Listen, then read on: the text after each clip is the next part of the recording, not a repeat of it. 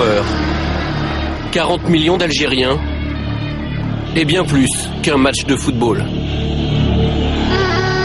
Toute l'Algérie est dehors actuellement en train de nous attendre et de nous supporter. Donc cette image elle est ancrée dans nos têtes pour fêter la victoire et la qualification Inch'Allah avec eux après le match. On n'est pas des joueurs, on est des ambassadeurs. Quand on voit qu'est-ce qui se passe, tu te dis c'est bon, c'est pas un match de foot, tu pars en guerre, on dirait, c'est les matchs qui parlent d'elles-mêmes quoi. Jeudi dernier, au moment où l'équipe algérienne atterrit au Caire, tout semble pourtant si calme. Certains supporters posent devant les photographes. Des scènes de fraternité rassurantes entre deux nations qui partagent la même langue, la même religion. Nous sommes des frères pour toujours. Mais entre l'Algérie et l'Égypte se joue une unique place en Coupe du Monde. Un ticket si convoité qu'il engendre les pires excès. Un piège se prépare. Des supporters égyptiens incontrôlables et des policiers débordés, incapables de protéger les Algériens. C'est la police qui a frappé là. Ils nous ont attaqués là. Au lieu de nous protéger, ils ont commencé à nous frapper. Ça se peut pas. Ça se peut pas. Moins d'1 kilomètre sépare l'aéroport du Caire de l'hôtel des footballeurs algériens. Un trajet à haut risque, filmé par l'un des joueurs sur son téléphone portable.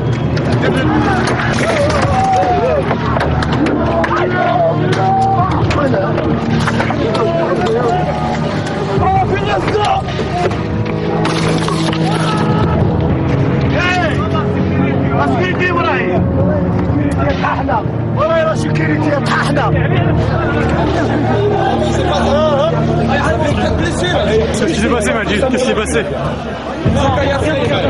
Comment imaginer que ces hommes ensanglantés qui descendent de leur bus ne sont venus jouer qu'un match de football?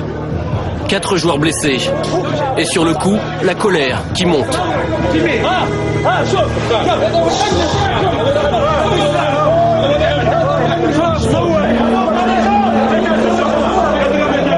Imagine un joueur, il prend ça dans la tête. Imagine.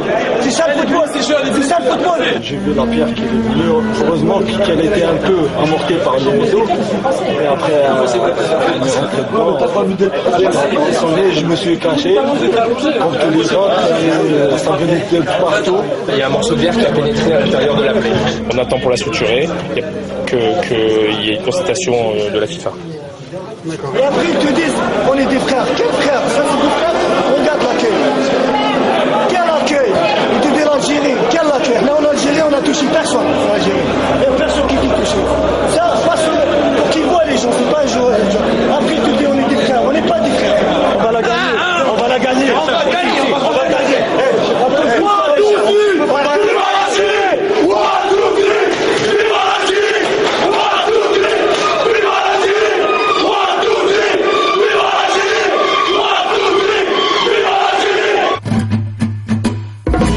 En direct du CHU d'Égypte. Doki, est-ce que vous pouvez nous parler de la blessure de certains joueurs? La vôtre d'abord. Elle est centrale au niveau du cerveau. Il faut commencer par elle. Le lendemain, dans l'intimité de l'hôtel, plus personne ne peut approcher. Ni supporters, ni journalistes. Notre caméra est la seule acceptée. Loin du tumulte, les plaies ont été soignées. Les esprits se sont apaisés. Je suis en train de me remonter le moral. J'ai failli pleurer hier, mais ça va là. Non, alhamdoulilah, tout se passe bien. Impeccable. Même avec un bras en moins, on va jouer. On aura plus de courage. Mais cet avant-match sera de tous les excès. Rafik Saïfi s'en rend compte une deuxième fois lorsqu'il s'aventure hors de l'hôtel. Comme par hasard, aujourd'hui, il y a la sécurité. Hier, il y avait personne. Aujourd'hui, il y a les chars, il y a tout. On joue en Afghanistan. Là, c'est pas un match de foot. L'armée, c'est un char, c'est l'armée. C'est même pas la police. Plus d'1h15 pour enfin atteindre l'immense stade du Caire et s'entraîner. Fais-la sortir, voilà. Le soir venu, nouveau souci, ce bruit de klaxon incessant. Est-ce vraiment un hasard? Il est bientôt 2h du matin et puis ça continue. Hein. Il continue, il tente de déstabiliser par tous les moyens. C'est pas très beau, c'est pas très sport, mais bon. La vérité, elle se passera demain sur le terrain. Bonne nuit, on va aller se coucher. Ils ont arrêté de klaxonner. Tard dans la nuit, Antar Yahya, l'ancien joueur de Bastia, est presque au bout de ses surprises. Sûrement, un Égyptien, il a dû prendre ma carte, il a fait manial. Si devant la porte. J'étais mauvaise langue, pardon. Jour de match. Malgré les incidents, la Fédération internationale a décidé de maintenir la rencontre. Alors, peu importe les polémiques. Ah mais chez nous, il peut se passer n'importe quoi, il y aura toujours une bonne ambiance, ça sera toujours détendu. On est plus fort qu'eux, et c'est pour ça qu'ils ont commencé à nous créer des histoires. On savait qu'ils allaient nous faire tous les moyens pour nous déstabiliser. Vous êtes l'exemple, c'est l'Algérie qui joue. Et on doit donner un très bon exemple dans le comportement. Tout le monde. Y compris moi, parce que la dernière fois je me suis énervé. On va aller au match. On va les battre sur le terrain. Et là, on va leur démontrer, on va leur dire, voilà, nous on mérite d'aller au Coupe du Monde. On est prêt pour le match. La guerre.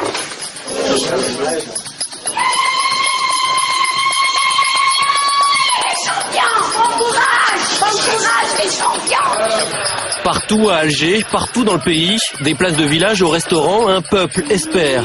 Devant les écrans, les Algériens n'entendront pas leur hymne, couvert par les sifflets de 80 000 Égyptiens. Mais ils assistent aussi impuissants que leur équipe nationale, au pire scénario possible. Première alerte dans le périmètre algérien, ça a failli être l'ouverture du score. Et Lounas Gawawi en 2 temps. Le premier but des Pharaons, dès la 2e minute. Une défaite par un but d'écart qualifie toujours l'Algérie. Mais il suffit que l'Égypte marque une 2e fois pour que les deux équipes se retrouvent à égalité parfaite au classement. Tout serait remis en cause, un match d'appui deviendrait nécessaire. On joue la dernière minute du match. C'est bien joué par Bouguera, une fois de plus. Allah technique, Allah. Égalisation égyptienne alors qu'on jouait les arrêts de jeu. Ainsi est fait le football.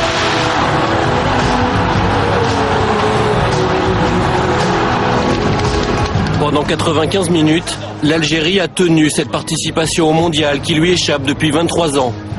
Puis le piège s'est refermé. On jouait comme des invalides de guerre, mais qui ont tenu leur rôle.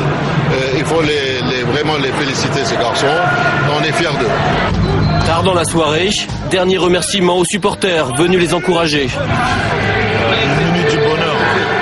Mercredi au Soudan, sur terrain neutre cette fois, les Fennecs auront une 2e chance. Ça fait mal, c'est très très dur à digérer, mais on n'a pas le choix, hein. Il faut récupérer très très vite. On part demain au Soudan, on va gagner au Soudan, Inch'Allah. Sur le chemin du retour, un éternel recommencement, de nouveaux jets de pierre.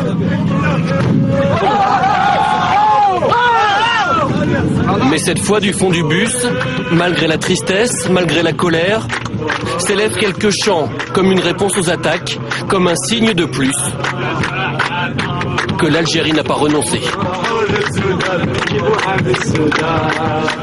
Voilà, il y aura donc un match d'appui au Soudan, Algérie et Égypte mercredi. Samir, vous suivez l'équipe du pays de vos parents? Oui, j'ai regardé le match et mercredi aussi je serai devant mon poste en espérant qu'ils puissent se qualifier pour la Coupe du Monde.